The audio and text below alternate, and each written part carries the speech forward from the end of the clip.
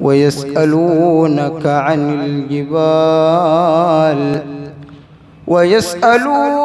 عن الجبال فقل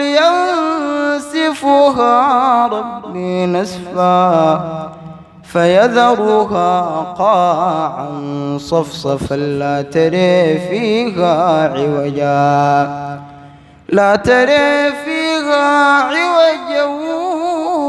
ولا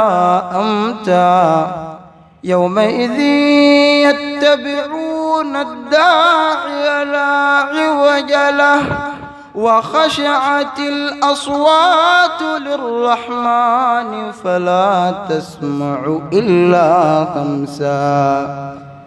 يومئذ لا تنفع الشفاعة إلا من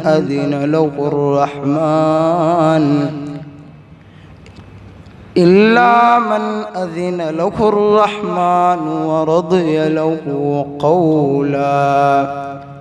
يعلم ما بين أيديهم وما خلفهم ولا يحيطون به علما وعنت الوجوه للحي القيوم وقد خاب من حمل ظلما ومن يعمل من الصالحات وهو مؤمن فلا يخاف ظلما ولا هضما.